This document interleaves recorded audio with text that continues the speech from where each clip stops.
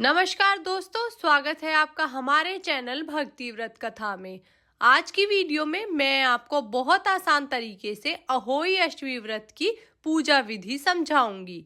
अहोई अष्टमी का व्रत महिलाएं अपनी संतान की लंबी उम्र और संतान प्राप्ति के लिए रखती है। सबसे पहले हम एक चौकी लगाकर उस पर लाल या पीला कपड़ा बिछा लेंगे।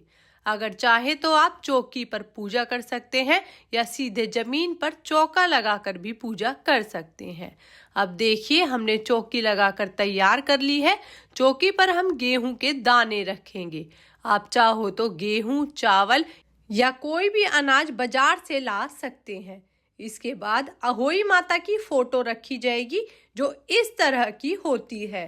अब आप अहोई माता का फोटो ले सकते हैं या फिर कैलेंडर का इस्तेमाल भी कर सकते हैं जिसमें गणेश जी का भी फोटो होता है। उसी जगह पर गणेश जी की पूजा भी कर सकते हैं। अगर चाहे तो दीवार पर गेहूं से अहोई माता की आकृति भी बना सकते हैं। इसके बाद आपको मिट्टी के घड़े लेने होंगे। घड़े का साइज आप अपनी पसंद के हिसाब से चुन सकते हैं। सबसे पहले आपको घड़े के कंठ यानी मुंह पर मौली बांधनी होगी, फिर उस पर स्वास्तिक चिन्ह बनाना होगा। इसे लोकल भाषा में कमोई भी कहा जाता है। कुछ जगहों पर 2 मिट्टी के घड़े इस्तेमाल किए जाते हैं और कुछ जगहों पर एक मिट्टी का घड़ा और एक लोटा लिया जाता है। परंपरा के अनुसार 2 घड़े लेना सही माना जाता है। एक घड़े में अनाज भरना होता है जिसे आप चावल, गेहूं या बाजार से मिलने वाले कोई भी अनाज चुन सकते हैं। दूसरे घड़े में पानी भरना होता है। आप चाहें तो दोनों घड़ों में भी पानी भर सकते हैं। कुछ घरों में दोनों घड़ों में पानी भरा जाता है, जबकि कुछ में एक घड़े में अनाज और दूसरे में पानी। आप अपनी सुविधा और परिवार की परंपराओं के अनुसार भर सकते हैं। 2 घड़ों को इस तरह से रखना होता है कि वे दिवाली तक वहीं रहें और हिलने ना पाए, इसलिए इन्हें आप अच्छे से संतुलित करके रख दें। अगर घड़े सही से खड़े नहीं हो रहे हैं तो आप किसी चीज का सहारा देकर उन्हें स्थिर कर सकते हैं। मैंने यहाँ 2 दिए भी जलाए हैं। एक बार जब घड़े रख दिए जाते हैं तो इन्हें बार बार नहीं उठाना चाहिए, क्योंकि ये दिवाली तक उसी जगह पर रखे जाते हैं। अब हम थोड़े से गेहूं लेंगे और कुछ गेहूं घड़े के ऊपर रख देंगे। घड़ों के ढक्कन जरूर लगा दें, फिर उनके ऊपर गेहूं अवश्य रखें। इसके बाद हमारे यहाँ शाऊ माता की भी पूजा की जाती है, जो एक विशेष माला पर होती है। अगर आपके यहाँ भी ये माला होती है तो शाऊ माता की पूजा अहोई माता के साथ ही की जाती है। यदि माला नहीं है तो बिना माला के भी पूजा आसानी से की जा सकती है। चौकी पर पहले गणेश जी का पूजन करें। कैलेंडर में गणेश जी का फोटो होता है, इसलिए उनका पूजन भी उसी समय कर लेंगे। आप चाहे तो अलग से गणेश जी की मूर्ति रखकर उनकी पूजा कर सकते हैं, लेकिन मैं यहीं पर पूजा करूंगी। अब हम पूजा शुरू करेंगे।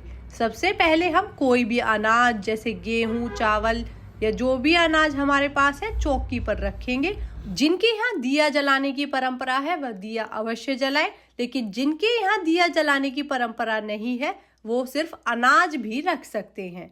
पूजा की विधि मूल रूप से एक जैसी होती है, लेकिन कुछ क्षेत्रीय बदलाव हो सकते हैं। सबसे पहले गणेश जी को तिलक करेंगे, फिर अहोई माता को। इसके बाद फोटो में जो भी देवी देवता विराजमान है उन्हें तिलक कर देंगे। हमने जो 2 घड़े रखे हैं उन पे पहले ही स्वास्तिक बना दिया था और तिलक भी कर दिया था। अब शाऊ माता को भी तिलक कर दें। इसके बाद हल्दी से तिलक करेंगे। हल्दी को बहुत शुभ माना जाता है और अहोई अष्टमी के व्रत में इसका तिलक जरूर किया जाता है। तो सबसे पहले हल्दी से तिलक करेंगे, फिर कलावा यानी रक्षा सूत्र समर्पित करेंगे।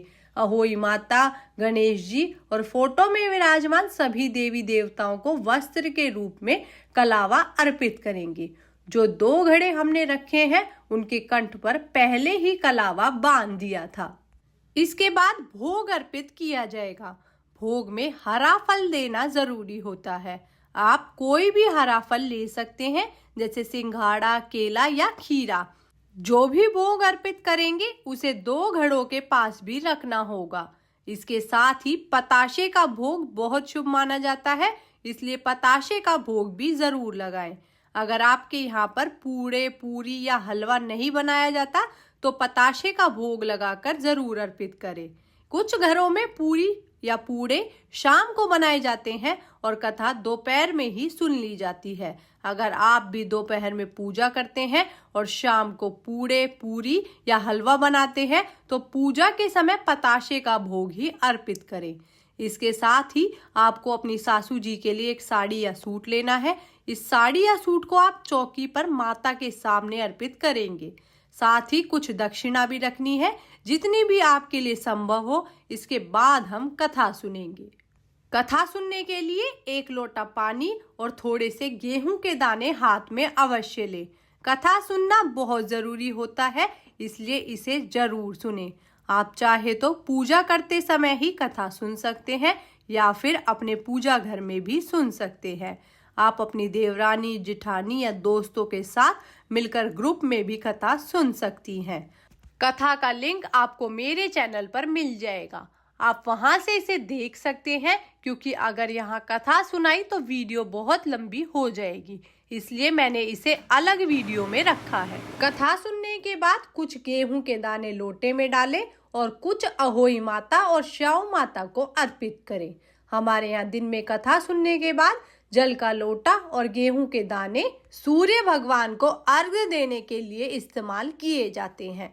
अगर आपके यहाँ शाम को कथा सुनाई जाती है तो यह जल और अनाज चंद्रमा को अर्पित किया जाता है। पूजन के बाद अपने पल्लू में थोड़ा सा जल लेकर जो चौकी और पूजा सामग्री है उसके चारों ओर 2 बार घूमें। फिर हाथ जोड़कर अहोई माता से प्रार्थना करें कि पूजा में हुई किसी भी कमी के लिए क्षमा मांगे। इसके साथ ही अपनी संतान की लंबी उम्र, अच्छे स्वास्थ्य और उज्जवल भविष्य के लिए कामना करें। जिनकी संतान नहीं है वे संतान प्राप्ति की प्रार्थना करें। इस तरह से हमें अहोई अष्टमी का पूजन करना होता है। पूजा के बाद जो भी साड़ी, दक्षिणा और भोग प्रसाद चढ़ाया है उसे अपनी सासू जी को अर्पित करें। अगर सासू जी नहीं है तो आप इसे अपनी ननद, जेठानी या पंडिताइन को भी दे सकते हैं। जो 2 घड़े हमने पूजा में रखे हैं उन्हें दिवाली तक वहीं छोड़ देना होता है, उन्हें उठाना नहीं है। कुछ जगहों पर छोटी दिवाली के दिन 2 घूंट घड़े उठाने की क्रिया की जाती है। कुछ जगहों पर बड़ी दिवाली के दिन और कुछ जगहों पर गोवर्धन पूजा के दिन यह क्रिया होती है। यदि आपको यह जानकारी नहीं है कि आपके परिवार में यह घड़े कब उठाए जाते हैं तो आप दिवाली के दिन सुबह इन्हें उठा सकते हैं। जब आप ये घड़े उठाएंगे तो सबसे पहले उसमें भरा जल पूरे घर में छिड़के और फिर बच्चों को उस जल से नहलाएं। अगर किसी कारण से बच्चों को नहलाने की आवश्यकता नहीं है तो वह जल उनके साथ मिला दे। अगर आपने घड़े में अनाज भरा है तो उसे जरूरतमंदों में बांट सकते हैं या पशुओं को खिला सकते हैं। तो दोस्तों, इस तरह से हमें अहोई अष्टमी का व्रत और पूजा विधि करनी है। यह थी बहुत ही सरल और आसान पूजा की विधि जिसे मैंने आपके साथ शेयर किया है। अगर आपको यह वीडियो पसंद आई हो या आपके लिए उपयोगी रही हो तो कृपया वीडियो को लाइक कर दें। अगर आप जानना चाहती हैं कि हम महिलाएं घर में तीज त्योहार कैसे मनाती हैं तो मेरे चैनल को सब्सक्राइब जरूर करें। साथ ही अगर आपको अहोई अष्टमी व्रत से जुड़ी कोई भी समस्या या सवाल है या पूजा से संबंधित कोई भी डाउट हो तो कमेंट करके पूछ सकते हैं। मैं आपकी मदद करने की पूरी कोशिश करूंगी। तो फिर मिलते हैं किसी और वीडियो में। तब तक के लिए जय अहोई माता और जय श्री कृष्णा।